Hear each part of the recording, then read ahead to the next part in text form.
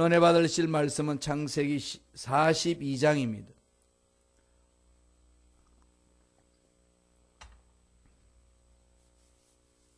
창세기 42장 1절에서 8절까지 말씀이 되겠습니다.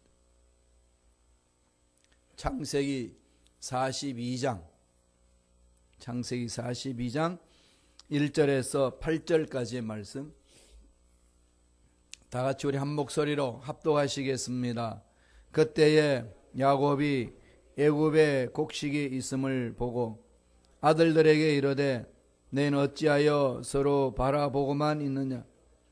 야곱이 또 이르되 내가 들은즉 저 애굽에 곡식이 있다 하니 너희가 그리로 가서 거기서 우리를 위하여 사오라. 그러면 우리가 살고 죽지 아니하리라 하며, 요셉의 형 10사람이 애굽에서 곡식을 사려고 내려갔으나 야곱이 요셉의 아우 베냐민은 그의 형들과 함께 보내지 아니하였으니 이는 그의 생각에 재난이 그에게 미칠까 두려움이었더라. 이스라엘의 아들들이 양식 사러 간 자 중에 있으니 가나안 땅에 기근이 있음이라. 때에 요셉이 나라의 총리로서 그 땅 모든 백성에게 곡식을 팔더니 요셉의 형들이 와서 그 앞에 땅에 엎드려 절하며 요셉이 보고 형들인 줄 아나 모르는 체하고 엄한 소리로 그들에게 말하여 이르되 너희가 어디서 왔느냐. 그들이 이르되 곡물을 사려고 가나안에서 왔나이다. 그의 형들을 알아보았으나 그들은 요셉을 알아보지 못하더라. 아멘. 이 말씀으로 하나님의 시간표라는 제목으로 연의 말씀을 나누겠습니다. 우리가 살고 있는 이 창조된 피조물 세계는 자연 속에서 하나님이 운행하시는 그 하나님의 시간표가 있다는 걸 우리는 생활하면서 체험을 합니다. 사계절, 특별히 대한민국 사람들은 이 사계절의 뚜렷한 이 시간표를 잘 알고 있죠. 아무리 겨울이 춥고 혹독한 비바람이 눈보라가 몰아쳐도 늘 봄이 오면 다 멈춘다는 사실을 알고 있기 때문에 요 시간만 잘 넘기자, 이런 것이 마음속에 늘 있지 않습니까? 그래서 봄이 되면은 그냥 언제 눈이 왔는지 그냥 녹아내립니다. 따뜻한 봄날에 참 삶의 평안함을 느끼다가 열매가 익어나가는 여름에는 떼약볕 밑에서 얼마나 고통스럽습니까? 열심히 일도 하고 또 놀러 피서 가기도 하고, 그러면은 시원한 바람이 불고 가을이 오면 열매를 맺습니다. 풍성한 과실을 따서 먹고 또 서로 사랑의 교제를 나누면서 섬기곤 합니다. 그러면 이젠 또 모든 것을 멈추는 겨울이 오는 거죠. 이 사계절을 통해 가지고 하나님이 어떤 능력을 행하시는지를 너무나도 잘 알게 됩니다. 특별히 농부들은, 시골에서 사시는 분들은 이 대자연의 신비, 어떤 누군가에 의해서 이렇게 돌아가고 있다는 사실을 너무나도 잘 압니다. 그런 것을 모르면은 농사를 못 짓는 거죠. 그래서 도시 문화에 사는 사람보다도 시골 산골짜기에 사는 사람들의 마음이 더 이렇게 넓습니다. 부드럽고 또 순수하고. 이 인간이 만들어 놓은 문명 속에서 편리함을 느낄는지는 몰라도 그 마음은 자꾸 피폐해지는 거죠. 그래서 도시 사람들은 자꾸 이렇게 대자연 속에 들어가 봐야 돼요.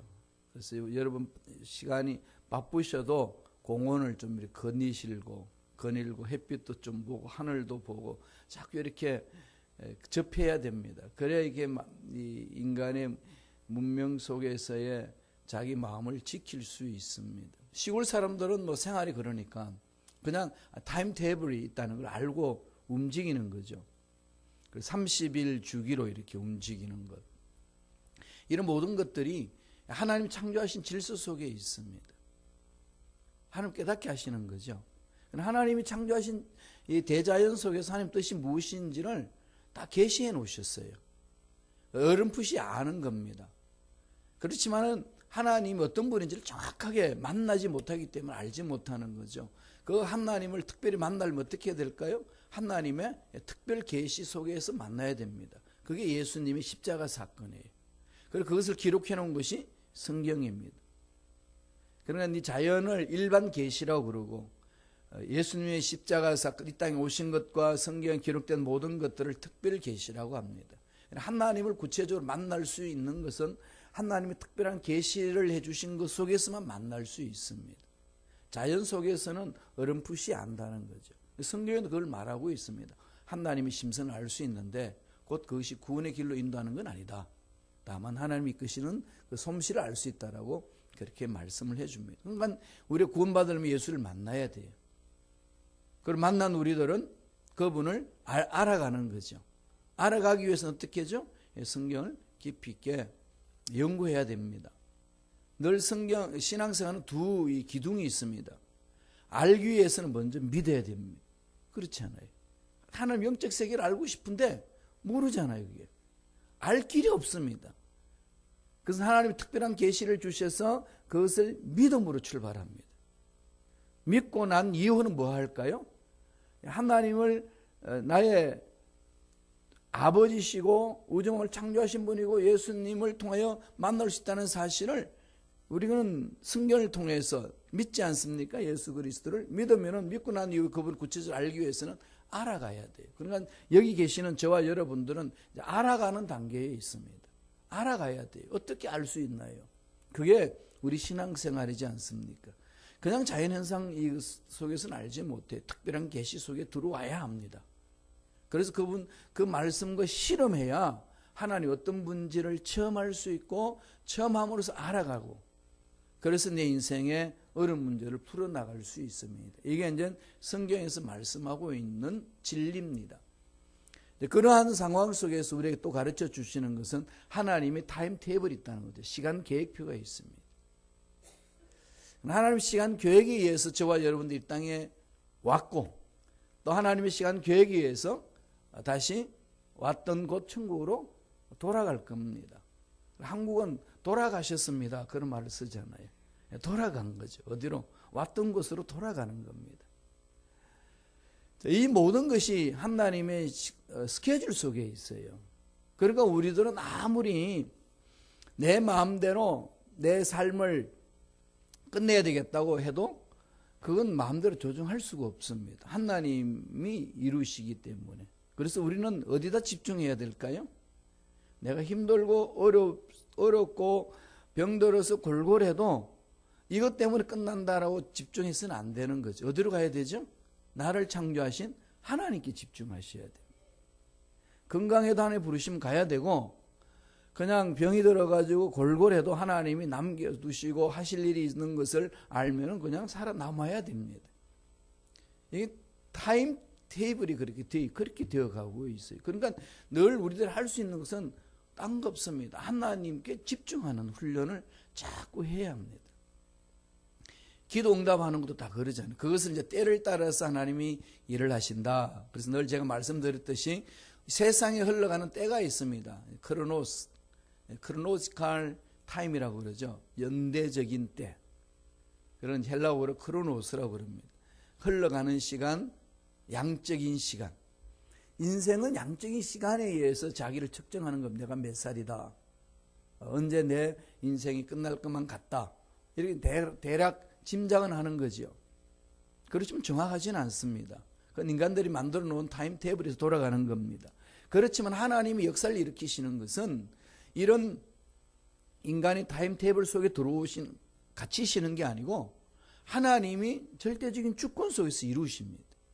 그게 카이로스라고 그래요. 카이로스. 하나님이 정하신 때에 일이 일어나는 거죠. 정하신 때. 사람들이 신앙생활 하다가 자꾸 실망하는 것은 하나님이 이루시는 때를 자기 시간 속에 가둬놓으려고 하기 때문에 힘들고 어렵고 해석이 안 되는 거죠. 그 시간이 아무리 흘러가도 하나님이 정해놓은 시간대가 있어요. 카이로스. 그때에 따라서 이루어지는 겁니다. 태어남도 카이로스고 죽는 날도 카이로스. 하나님이 정하신 기도 응답 받는 것도 카이로스입니다. 역사의 사건이 일어나는 것도 하나님의 카이로스로 일어나는 거죠. 오늘 요셉 꿈을 이룬 사건을 오늘 성경에서 설명합니다. 그 속에 하나님이 역사하시는 그 섭리가 있습니다. 시간표가 있는 거죠. 그 시간표를 지금 오늘 우리에게 가르쳐 줍니다. 이게 영적인 삶에 저와 여러분 신앙생활에 구체적으로 적용되는 거죠. 요셉의 삶을 통해서 하나님의 시간표가 어떻게 이루어지는가를 오늘 본문을 통해서 가르쳐 줍니다. 먼저 42장 1절 2절 읽었습니다만 한 번 더 읽어보겠습니다. 다 같이 읽습니다. 그때에 야곱이 애굽에 곡식이 있음을 보고 아들들에게 이르되 너희는 어찌하여 서로 바라보고만 있느냐. 야곱이 또 이르되 내가 들은즉 저 애굽에 곡식이 있다 하니 너희는 거리로 가서 거기서 우리를 위하여 싸우라. 그러면 우리가 살고 죽지 아니하리라 하며. 그때에 어떤 때죠? 요셉이 총리 대신이 되고 나서 바로 왕이 꿈을 꾸는데 7년은 풍년이 일어날 것이고 7년은 흉년이 있을 것이라는 것을 바로 왕이 꿈을 꾼다 아무도 해석을 못하는데 꿈장이 요셉이 그 꿈을 해석합니다. 왜냐하면 모든 꿈은 하나님 손에 있습니다. 하나님이 주신 비전에 의해서 이루어진다는 거죠. 하나님의 손을 벗어날 길이 없다는 겁니다. 요셉은 그 영적 눈을 뜨고 바로의 그 꿈을 해석을 해주면서 그렇게 완벽하게 통쾌하게 갈 길을 열어주니까 바로가 감동을 받는 거죠. 하나님이 이끌어 주신 거 아니겠어요? 그래서 요셉이 총리 대신이 됩니다. 그리고 애굽의 모든 삶을 다 요셉에게 맡겨버려요. 네가 알아서 해라. 이게 있을 수 없는 거거든요. 노예였다가 이렇게 하루아침에 이제 감옥에 들어갔다가 그 속에서 이 귀한 장군들 또 귀한 장관들을 만나고 정치 수업을 하고 2년 동안 감옥 생활한 후에 벌써 나와서 이제 총리로 씁니다.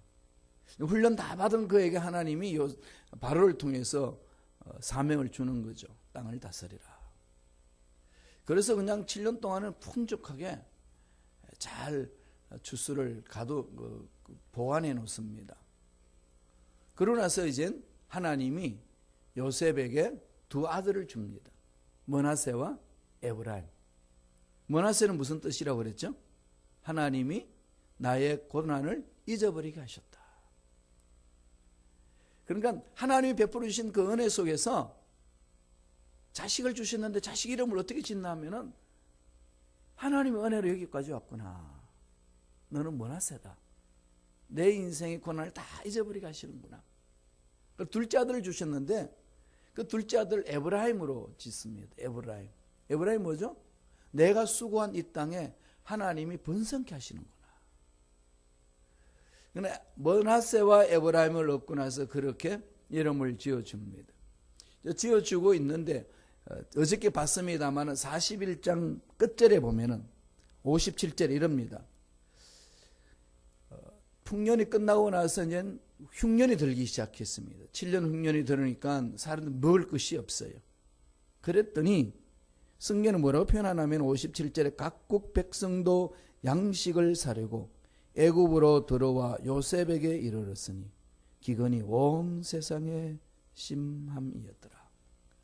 그러니까 요셉의 아버지 야곱이 사는 그 땅이 가뭄이 들었어요. 그러니까 먹고 살 길이 없습니다.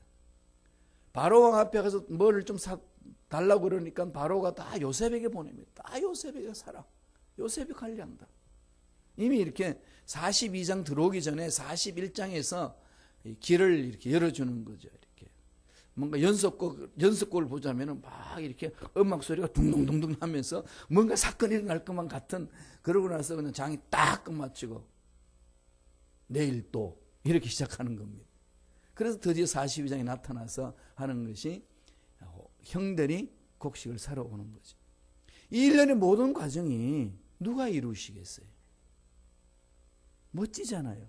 하나님의 타임 스케줄이요, 멋지게 맞아떨어집니다. 총리 대신으로 세웠죠. 풍성 곡식이 있죠. 그걸 끝나는 게 아니라 가뭄이 있어가지고 어찌할 수 없으니까 요셉 앞으로 갈 수밖에 없는 상황으로 이끌어 주시는 겁니다. 그러니까 오늘 42장 1절에서 읽었던 말씀 중에 뭡니까? 가서 사오라. 그러면 우리가 살고 죽지 아니하리라. 이건 하나님이 요셉에게 주신 꿈을 이루시는 과정이죠. 그래서 오늘 주신 말씀을 통해서 하나님이 우리가 어떤 메시지를 줍니까? 첫째로 언약은 성취된다는 거예요. 하나님의 약속은 반드시 성취된다. 하나님 하신 말씀이 하나도 땅에 떨어지는 것이 없다. 이걸 오늘 우리에게 가르쳐 줍니다. 이걸 볼 수 있고 이걸 믿을 수 있는 자는 복된 자예요. 신앙생활에 있어서 늘 하나님은 언약을 주시고 언약에서 성취하시는 분이거든요. 요셉에게 꿈을 주고 요셉 꿈을 가지고 달려갔는데 꿈을 향하여 달려간 요셉의 삶은 엉망이었습니다. 가정은요, 요셉이 생각하기에는 엉망이고 하나님 나한테 왜 이러십니까? 그럴 수밖에 없는 상황이 13년 동안 요셉에게 펼쳐졌습니다. 요셉은 딴 거 없어요. 꿈을 향하여서 열심히 사는 것밖에 없었습니다. 열심히 살았는데 요셉이 가는 곳곳마다 하나님이 함께 하시는 은혜가 있는데 길은 자꾸 막힙니다. 꿈과 아무 상관이 없도록 막 일이 일어나는 거죠. 얼마나 답답했겠어요. 우리는 늘 말씀드리지만은 이미 요셉이 어떤 삶을 살았고 어떻게 이루어졌는 결론을 다 알고 지금 요셉 일대기를 보니까 덤덤합니다만은 주인공인 요셉 입장은 어떻겠습니까? 이게 누구라는 거죠? 저와 여러분이라는 겁니다. 신앙생활 해나갈 때에 하나님 약속을 주셨는데 믿고 나왔는데 막 막히죠. 엉뚱한 일들이 일어나고 뒤집혀지고 앞길이 막혀있고 곤도박질 치고 뜻대로 안 되고 부러지져도 아무 응답이 없는 것 같고 막 이럴 때 오는 그 상황을 접할 때 어떻습니까? 마음이 얼마나 답답합니까? 고통스럽고. 그래서 많은 분들이 그래요. 하나님 나한테 왜 이러십니까? 이러잖아요. 요셉도 그러지 않겠어요? 때가 되니까 42장 1절에 보면 그때에 다 모아놓은 거죠. 요셉이 총리 대신이 됐고 그다음에 풍성한 곡식을 얻어서 7년도 풍년을 얻어서 창고에 다 준비해놨고 그리고 전 세계 사람들이 곡식을 살려고 애국으로 오는 그때에 이제 형들도 요셉을 만나러 옵니다. 그러니까 아버지 야곱이 그러는 거지. 야, 굶어 죽을래? 빨리 올라가라. 10명을 보냅니다. 한 명은 놔두고 가는 거죠. 12명이 있는데 한 명은 잃어버렸는데 애굽에 와 있죠. 뭐 꿈에도 생각하지 못한 그 사람이 하나님의 손에서 애굽에 와 있고 총리 대신이 되어 있습니다. 그런데 곡식을 사라고 내보내면서 야곱이 11명 자식을 내보내지 않습니다. 한 명을 남겨놓습니다. 누구죠? 베냐민. 사랑하는 라헬이 낳은 아들. 첫 번째 아들이 라헬의 첫 번째 아들이 요셉이었고 두 번째가 베냐민이잖아요. 베냐민은 남겨놓습니다. 왜? 또 요셉처럼 잃어버릴까 봐. 그러니까 10명만 이렇게 내보냈습니다. 그리고 나서 그들이 요셉을 만납니다. 그게 6절 7절입니다. 다 같이 읽어보죠. 어떻게 일이 이루어지는지 다 같이 읽습니다. 그때에 요셉이 나라의 총리로서 그 땅 모든 백성에게 곡식을 팔더니 요셉의 형들이 와서 그 앞에서 땅에 엎드려 절하매 요셉이 보고 형들인 줄을 아나 모른 체하고 엄한 소리로 그들에게 말하여 이르되 너희가 어디서 왔느냐? 그들이 이르되 곡물을 사려고 가나안에서 왔나이다. 여러분 이게 뭐가 그러지나요? 형들이 와서 그 앞에 땅에 엎드려 절하매. 이게 어디서 많이 읽어본 구절이 떠오르죠? 예. 하나님이 주신 꿈이 때가 되는 게 이렇게 이루어지는 거죠. 얼마나 멋집니까? 하나님이 아주 시간을 딱 정해서 하시는 절묘합니다. 약속하신 것, 꿈을 주신 것, 땅에 안 떨어진다는 거죠. 이루어진다는 겁니다.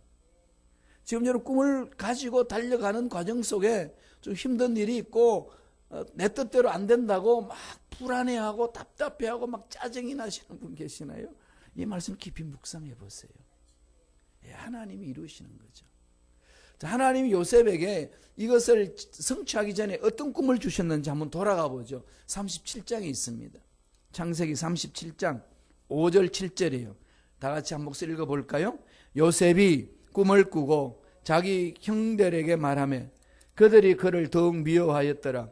요셉이 그들에게 이르되 청하건대 내가 꾼 꿈을 들으시오. 우리가 밭에서 곡식 단을 묶더니 내 단은 일어서고 당신들의 단은 내 단을 둘러서서 절하더이다. 이 말도 안 되는 소리를 하는 거죠. 형들이 그냥 얼마나 얄밉겠어. 이 자식이 뭔데. 네가 아버지한테 칭찬 듣고 좋은 옷 사준다고 좋아가지고 등등 그러니까 형들이 안 보이냐. 얼마나 쥐어박았습니까. 그냥 그럴 때는 나중에 이놈의 꿈 어떻게 되나 두고 보자.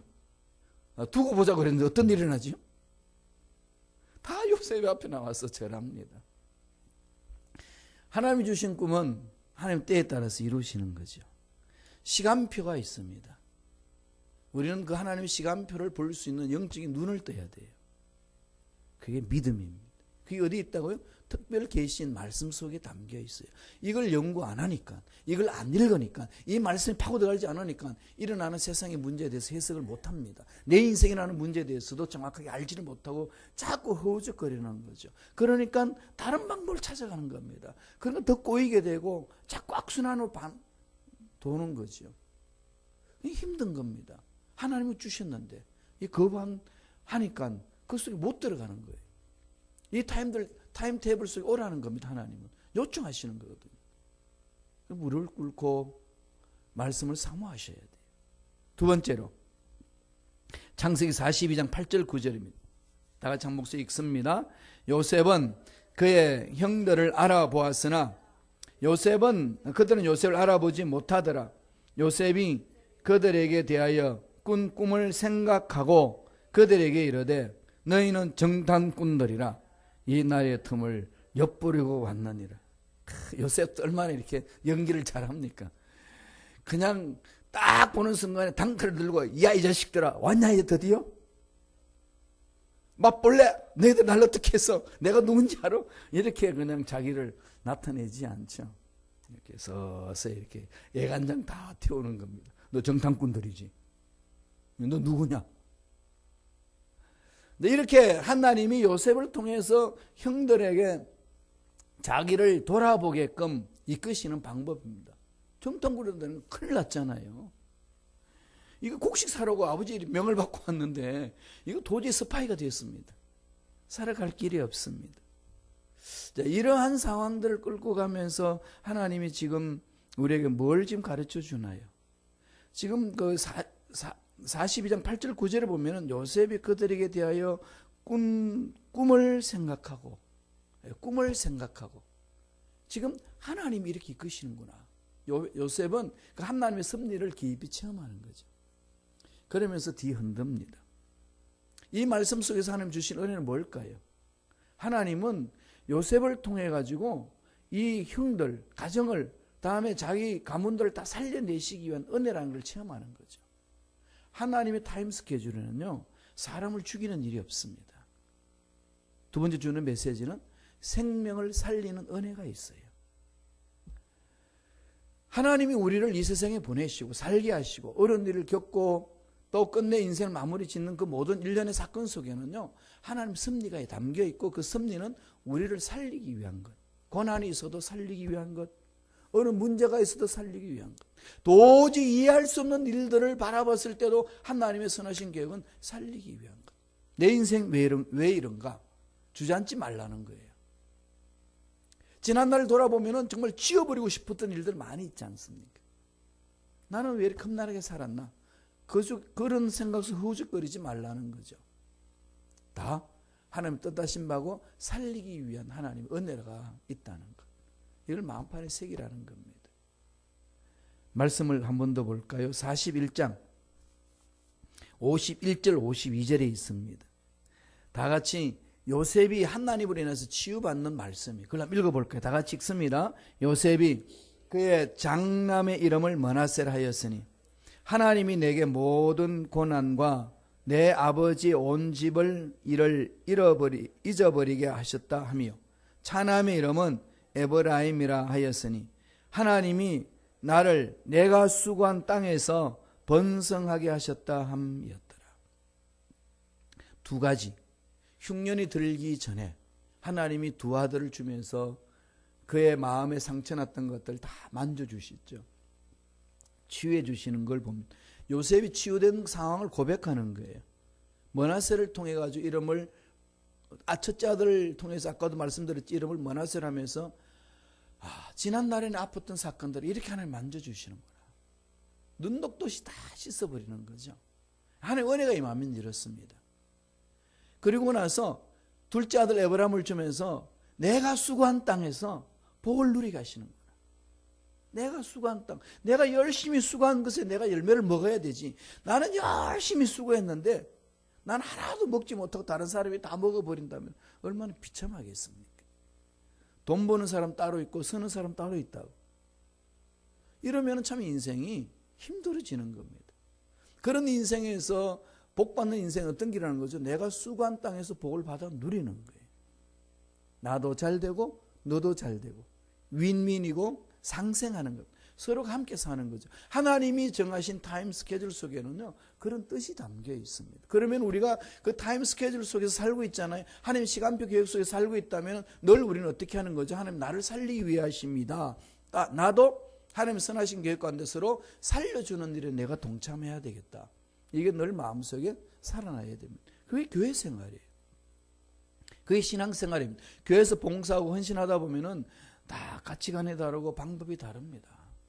그러면은 이런 일 저런 일로 상처받는 일이 얼마나 많습니까? 왜 목사님 저러실까? 왜 장로님이 저러실까? 왜 한수 집사님이 저러실까? 왜 권사님이 저렇게 하지? 왜 집사님이 저렇게 살까? 이런 걸로 인해 가지고 마음이 상하고 막 서로 이렇게 관계가 깨어지고 아픔이 있는데 이럴 때마다 생각해야 됩니다. 하나님이 우리를 이 땅에 이 세상에 내놓으신 것은 살리기 위함이라고. 나를 살리기 위함이고 내가 살아감으로 남을 살리기 위함이고. 그래서 원수 갚는 것은 내 손에 있다. 나에게 맡겨라. 그리고 선으로 악을 이겨라. 똑같이 악을 행하는 자가 되지 마라. 늘 성서는 그렇게 말씀하시거든. 타임 스케줄 속에는 뭐가 있다고요? 생명을 살리는 하나님의 섭리가 담겨 있고 은혜가 있습니다. 그리고 나중에 요셉이 이 모든 이 과정 다 설명할 시간이 많이 걸리겠습니다만 간단히 요약해드리면은 나중에 요셉이 다 형들을 앞에 불러 모아놓고 내가 당신들이 팔았던 요셉입니다. 밝히잖아요. 깜짝 놀랍니다. 이럴 수가 있냐 이거지. 아버지는 네가 죽었다고 생각했는데 우리들도 너는 그냥 죽었다 끝난 줄 알았는데 이렇게 네가 총리 대신에 대해서 우리 앞에 서 있다니 두 손 뭐 어떻게 하겠어요? 빌면서 살려달라고 그러지 않았겠어요? 그럴 때에 요셉이 하나님부터 치유받고 난 이후에 형들에게 하나님이 나를 어떻게 치유하시고 이끌어 주시는지를 선포합니다. 이건 잊지 마세요. 45장 5절이에요. 창세기 45장 5절 다 같이 한 목소리 읽어볼까요? 당신들이 나를 이곳에 팔았다고 해서 근심하지 마소서. 한탄하지 마소서. 하나님이 생명을 구원하시려고 나를 당신들보다 먼저 보내셨나요? 뭐 하시려고요? 살리려고. 살리시려고. 하나님의 일은 사람을 살리는 일이에요. 교회에서 여러분 일하다가 힘들고 어려울 때에 두고 보자 그러지 마세요. 살리는 일로 저희를 맛보게 하시는 거예요. 치유되셔야 돼요. 이게 정말 저와 여러분들이 끊임없이 몸부림치고 은혜 받아야 될 영역입니다. 하나님이 생명을 구원하시려고 나를 당신들보다 먼저 보내셨습니다. 섭리 속에 있다는 걸 고백하는 거죠. 이렇게 하기 전에 형들이요 요셉이라는 사실을 알고 나서 아우성을 쳤어요. 자기들이 이러면 안 되었는데 내가 너무 잘못했다고 통해 자복하는 게 나옵니다. 통쾌하잖아요. 통쾌한 글은 읽어야 되죠. 창세기 42장 21절 22절입니다. 이게 카타르시스가 되는 거죠. 한번 읽어보실까요? 다 같이. 그들이 서로 말하되 우리가 아우의 일로 인하여 범죄하였다. 그가 우리에게 애걸 할 때에 그 마음의 괴로움을 보고도 듣지 아니하였으므로 이 괴로움이 우리에게 임하도다. 르브온이 그들에게 대답하여 가로되 내가 너희들어 그 아이에게 득죄하지 말라 하지 아니하였느냐. 그래도 너희가 듣지 아니하였느니라. 그러므로 그의 핏값을 내게 되었도다 하니. 팔아버리는 거잖아요. 그때 죽여버리자고 그랬어요. 그럴 때 르브온이 큰 형이 야 그러지는 말자. 그러지 말고 그냥 생명 살려놓자. 이런 얘기를 한 번 더 이렇게 엎조리면서 지난 날들을 주마등처럼 지나가는 상황 속에서 회개하는 거죠. 형들이 통곡을 합니다. 그때 참 동생이 살려달라고 그렇게 애걸 했는데 우리가 그거를 무시하고 모른 체하고 내팽개쳤는데 오늘날 이렇게 우리가 괴로움을 당하는구나. 그러나 맏형이 르브온 한마디 합니다. 야 그러니까 내가 뭐라고 그랬냐. 너희들 내 말 안 듣더니 이게 뭐냐. 똑같은 짓 해놔놓고 이제 그렇게 변명거리를 만듭니다. 그럴 때 요셉이 형 걱정하지 마시라고. 당신들이 나를 팔아서 애고벨에 나를 보낸 것 같지만은 궁극적으로 하나님이 이끌어주셨습니다. 이유는 뭔지 압니까? 당신들을 살리려고. 여기 답이 있는 거죠. 하나님은 나를 살리기 위한 것이고 너를 살리기 위한 것이고 우리를 살리기 위해서 함께 하셨습니다. 모이게 하셨습니다. 교회 공동체를 만들어 주셨습니다. 이걸 우리에게 말씀하고 있습니다.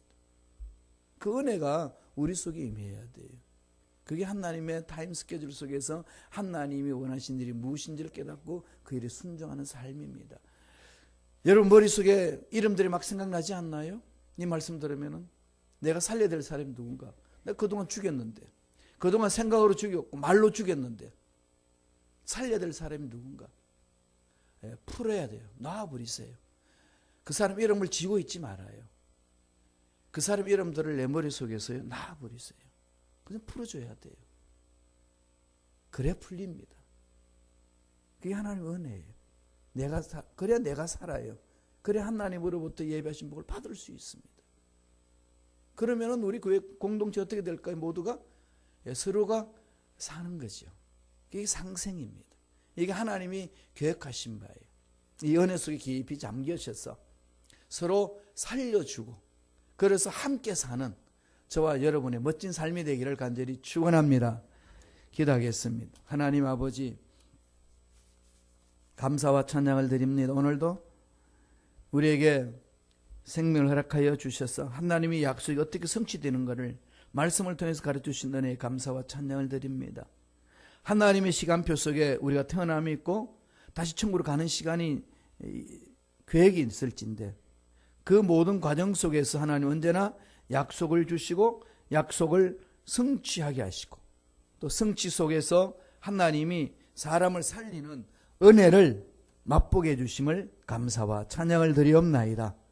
늘 이 은혜 속에 살면서 하나님 말씀에 순종함으로 하나님 복을 주시는 복을 받고 누리고 나눔으로 참으로 주님 부르실 그날까지 행복한 인생을 갖고 가는 우리가 될 수 있도록 축복하여 주옵소서. 예수 이름으로 매하노니 우리 마음을 꽉 잡아버리고 우리 마음을 폐쇄시켜서 더 이상 하나님의 귀한 은혜 속에 넓게 나가지 못하도록 괴롭히는 모든 원수 마귀들은 떠나갈지어다. 사라질지어다. 머리부터 발까지 모든 육체 질병도 깨끗하게 치유함을 받을지어다. 은혜에 감사의 예물 드립니다. 드린 손길 기억해 주시고 30배, 60배, 100배, 1000배, 만배의 복을 받아 누리며 하나님께는 영광이 주의 모든 사람들에게 은혜를 나누는 멋진 인생살이가 되게 축복하여 주옵소서. 감사와 찬양을 드렸고 예수님 이름으로 축복하며 기도드리옵나이다. 아멘.